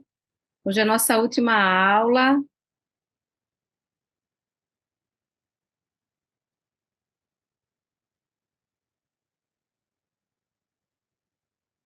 Vocês não são tímidos, que eu sei. Passou, Sonilton, passou rápido. Oi, eu queria... Estão me ouvindo? Então, sim. Ah, que ótimo. Eu queria fazer uma pergunta, que é a seguinte. Recentemente eu fiquei sem trabalho, né?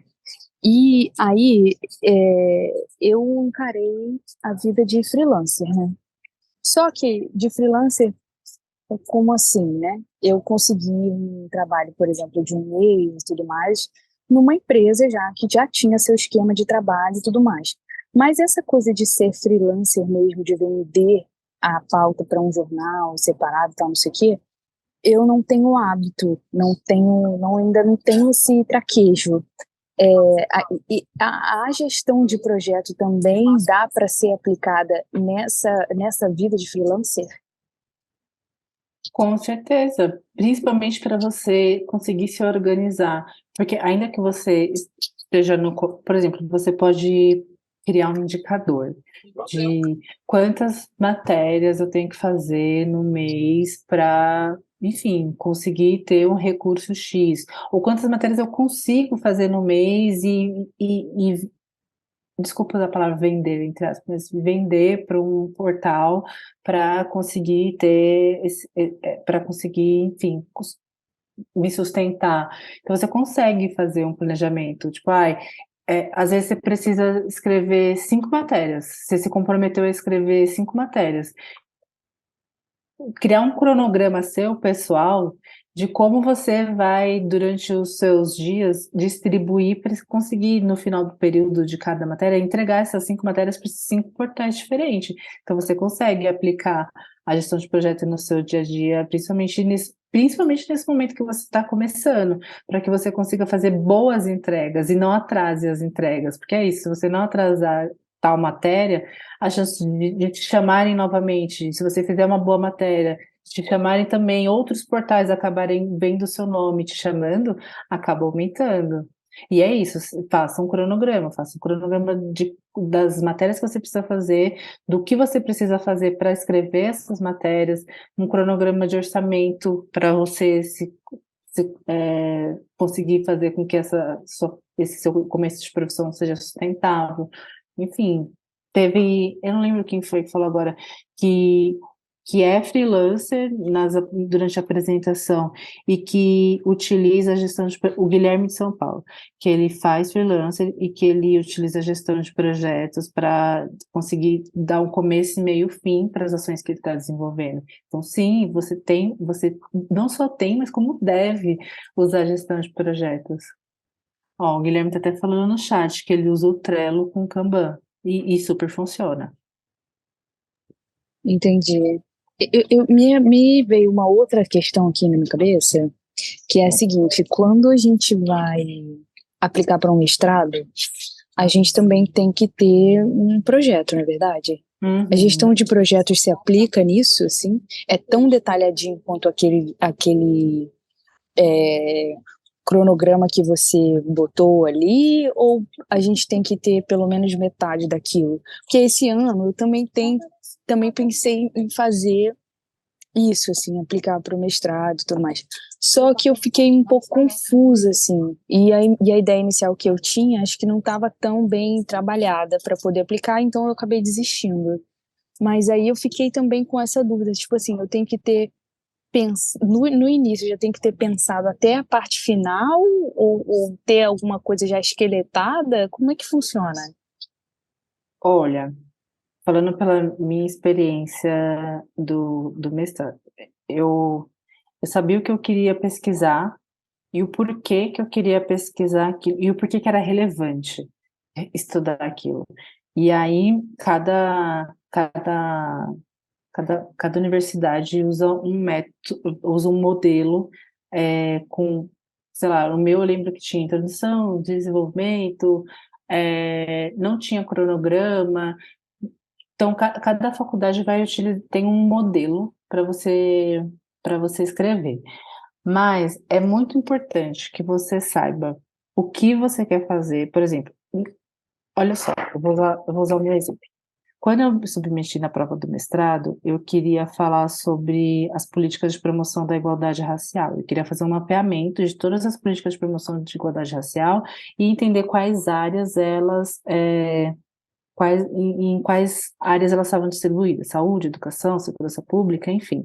Então eu fiz um projeto explicando por que eu queria falar sobre as políticas públicas de igualdade racial. Eu contextualizei o porquê que era importante ter esse estudo. Eu fiz uma pesquisa prévia para ver que não tinha publicações sobre isso. Então, é quase como escrever uma matéria jornalística. Que não tinha pesquisa sobre isso, e qual era o impacto de ter uma pesquisa sobre políticas de promoção da igualdade racial. Escrevi, consegui, passei e submeti. Durante o meu mestrado, com acho que foram 2 anos, com, sei lá, 6, 8 meses, eu percebi que eu não ia conseguir entregar aquilo que eu planejei. Eu percebi isso junto com a minha orientadora. Então, o que a gente fez? Recalculou a rota, fez um novo cronograma de quem que eu teria que entrevistar, quais seriam as pesquisas bibliográficas que eu teria que fazer, para que eu conseguisse ajustar o resultado que eu ia entregar. O impacto era o mesmo, mas o que eu ia entregar acabou sendo diferente. Então, sim, você consegue usar essa noção de gestão de projetos na hora de você escrever o seu projeto de mestrado, que é bem parecido com na hora que você está submetendo uma matéria, num edital.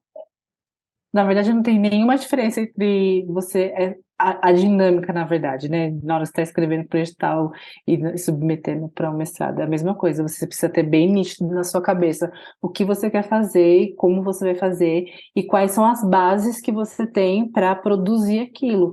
Pode ser que você tenha que recalcular, que nem numa matéria. Às vezes você tem uma hipótese que, não sei, que tem um desvio de medicamento na UBS X, vamos supor. Essa é a sua ideia, você vai começar a investigar isso, só que aí no meio da investigação da matéria você percebe que não é bem assim, aí você precisa recalcular, você precisa ver o que você vai investigar direito, o que você vai entrevistar, que talvez não era só em uma UBS, era em 10, então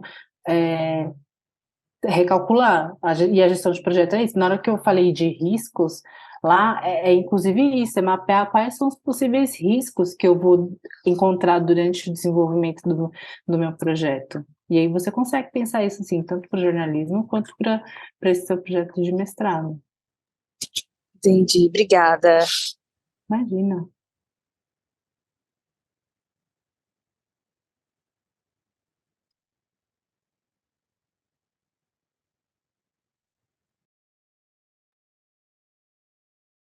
Mais perguntas, pessoal? A hora é essa.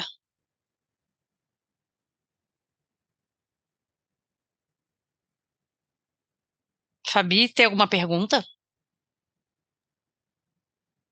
Não, Flávia, acho que a gente temos o quê? 20 minutos ainda? 20 minutos. É. Eu queria talvez fazer um comentário, aí depois a gente podia ir encaminhando um pouco para o encerramento mesmo. Acho que tem algumas questões, talvez, sobre as pautas, enfim, para a gente ir encaminhando também o final. E só uma coisa, eu esqueci meu carregador na casa do meu filho e meu computador está com pouca bateria, então eu acho que ela aguenta uns 10 minutos, 15 minutos. Então, uma coisa acontecer foi isso. Eu só queria fazer uma pergunta assim para a Marina de ordem prática, né? Que para quem realmente assim está iniciando o processo, você falou algo aqui do Trello, né? Falou de alguns aplicativos, né, para usar, mas qual é o seu preferido, assim? O que é que você recomenda para quem realmente está começando, que seria mais fácil assim para iniciar? Tem algum? Para quem está começando e não tem recurso, eu indicaria o Trello, porque ele, na versão gratuita, é o que mais disponibiliza ferramentas.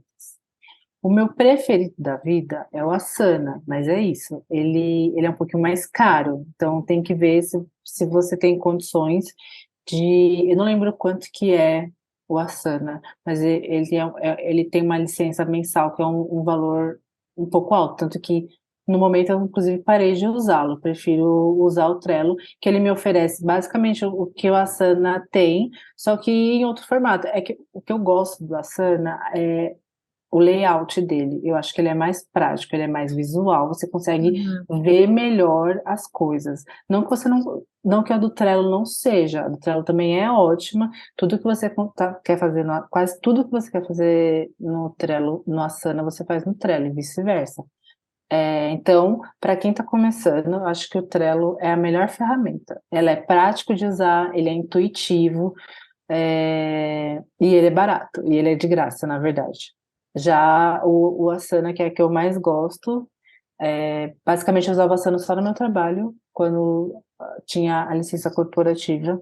Ele me dá um pouco mais de ferramentas, mas nada que o Trello não consiga fazer, gente. Então, usem o Trello, vão se familiarizando com ele, ele é bem prático, ele é bem intuitivo. É isso, o Asana às vezes não é tão intuitivo, o Trello é bem intuitivo. Sim. Eu confesso que eu ainda me enrolo às vezes, assim, sabe? Eu crio os cartões e aí dentro dos cartões eu fico pensando, eu tenho que convidar todo mundo para dentro do cartão para colaborar aqui, porque Não. não precisa, por que que tem aquela funcionalidade lá se não precisa convidar todo mundo, pelo amor de Deus? Então, por exemplo, para quem nunca usou o Trello, é assim: dentro de cada cartãozinho, você coloca a atividade que precisa ser desenvolvida. E tem como você colocar responsável ou colaboradores.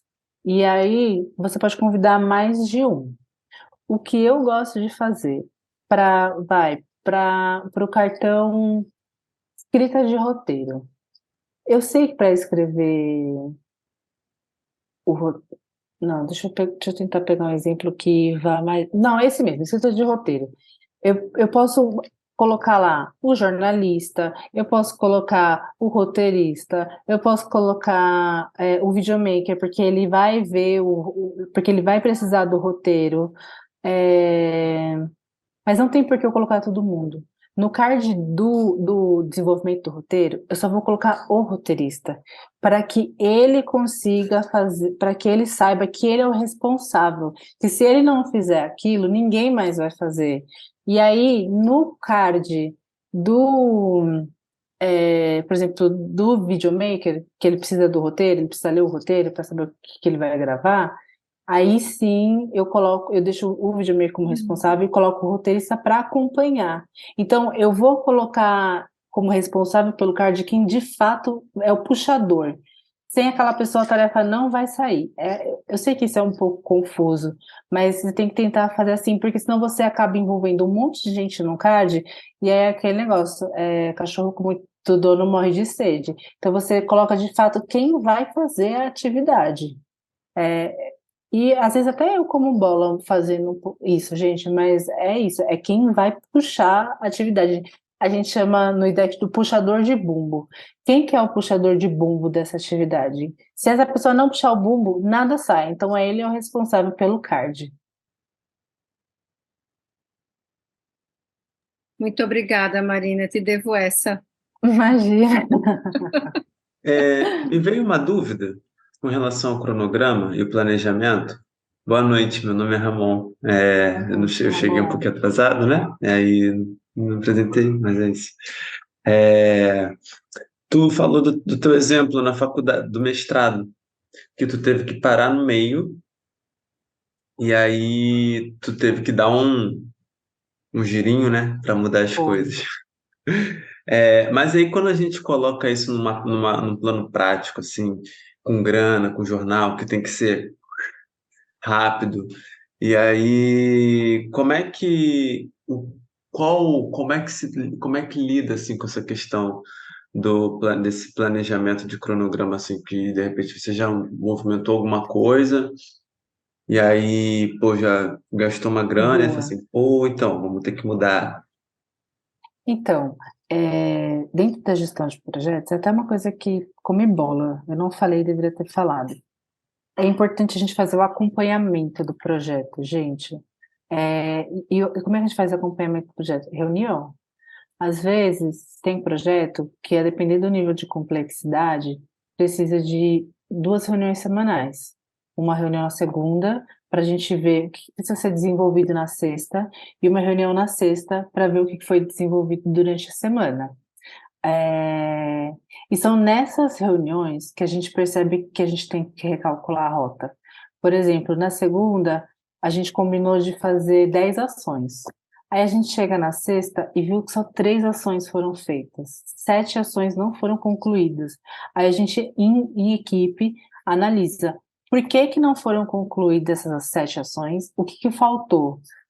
E aí é nesse momento que a gente percebe se precisa recalcular a rota, se precisa mudar o escopo do projeto, se precisa, às vezes, a gente previu gastar, sei lá, 50 mil com equipamento, mas na verdade, para fazer o que a gente precisa de 70 mil. Então, da onde que eu vou tirar recurso? Da onde que eu vou poder dar uma enxugada para poder comprar mais 20 mil em equipamento e as 7 ações que eu não consegui fazer, elas saírem do papel.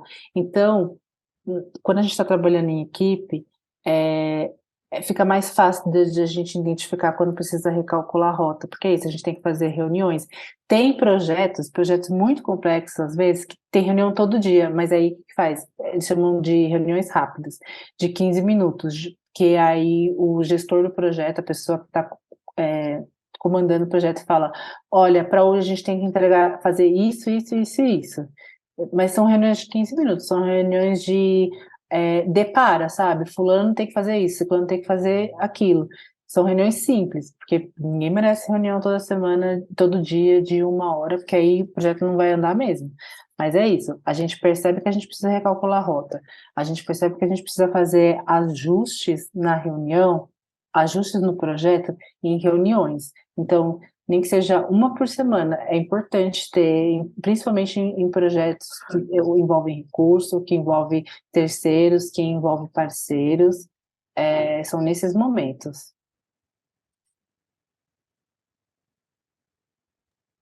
Então, basicamente, assim, de uma certa forma, assim, às vezes acontece de tirar de onde é mais possível tirar a grana e colocar em outro lugar. Da mesma forma, eu fiquei, que tu falou, né, que de repente você pode descobrir que não é bem assim o que você estava pensando na investigação, né? E aí já está pela metade, então Seria isso. Isso, exatamente. Entendi. São nesses momentos, são nesses passos, e é importante, gente, principalmente quando a gente está trabalhando em equipe, ter esses passos de conversar, de entender o que a gente. Por isso que é importante o cronograma. Às vezes, quando tem algum projeto, a gente faz, às vezes, uma reunião mensal. Olha, nesse mês a gente prometeu entregar isso, isso, isso e isso. E a gente analisa o que foi feito, como foi feito.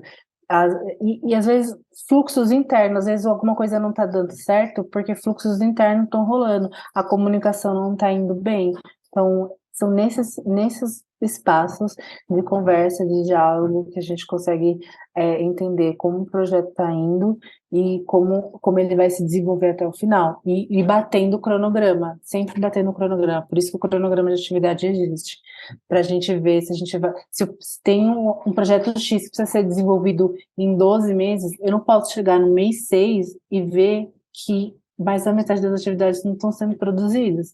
Então, não é só fazer reunião por fazer reunião, é fazer reunião, às vezes faz uma ata e abre o cronograma. Tem reunião que a gente faz, que a gente abre todo mundo, ó, a planilha de planejamento é essa. Então a gente vai batendo item por item para ver o que falta.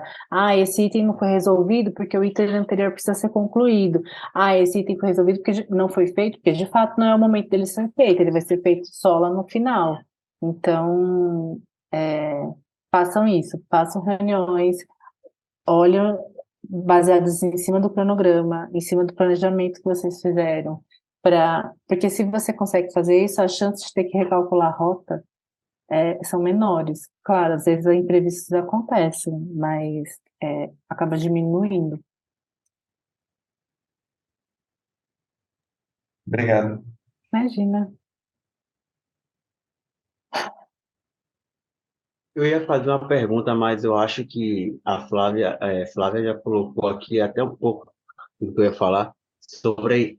Eu ia pegar o gancho também, na verdade, de Fabiana, né? Quando ela pediu uma dica, falou sobre uma dica que ela pediu.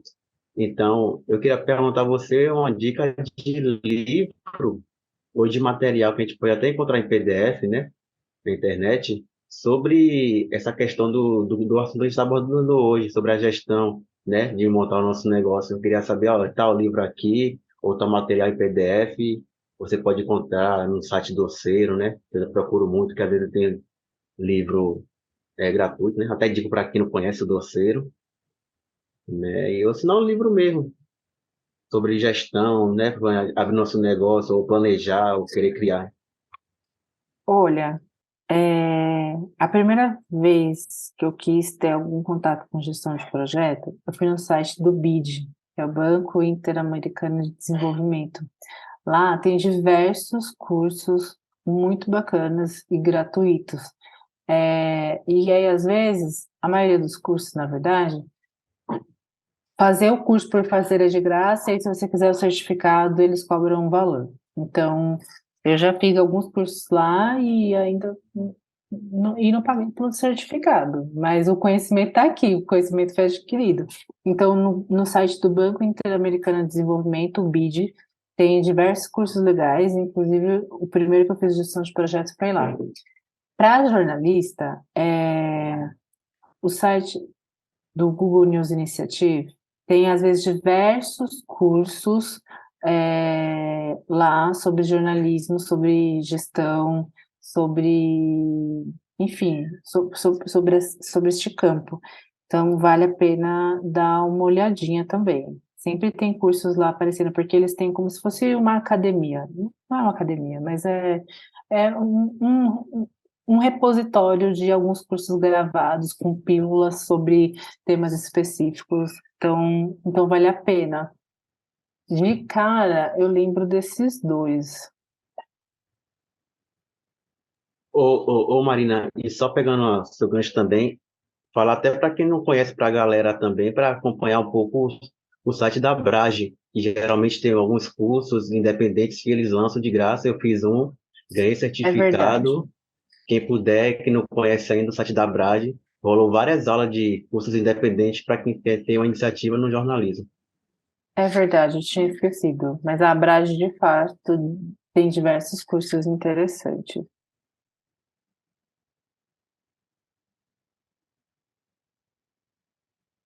Estou aqui pegando o site do BID para colar aqui. Vou colar aqui no chat para quem não conhece. É esse daqui. E aí tem vários cursos. Inclusive esse que eu coloquei aqui, ele está aberto de... Ah, não, ele já se encerrou. Perdão, gente. Mas você entra no site do BID, todo ano ele vai abrindo e aí você consegue fazer. Ó, esse é de graça, tava em português, 6 horas por semana, 6 horas por 5 semanas, enfim.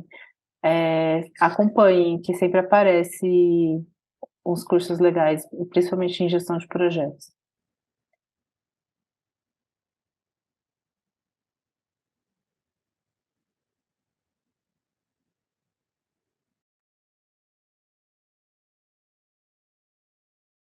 Acho que se não temos mais perguntas, podemos fazer aqui os 5 minutos finais, né, para encerrar. Bem, hoje é a nossa última aula, então queria agradecer muito a Fabiana, que esteve com a gente aqui desde o início, a Marina, encerrando aqui mais um ano com a gente, falando sobre esse tema super importante, né, que é a gestão e desenvolvimento de projetos.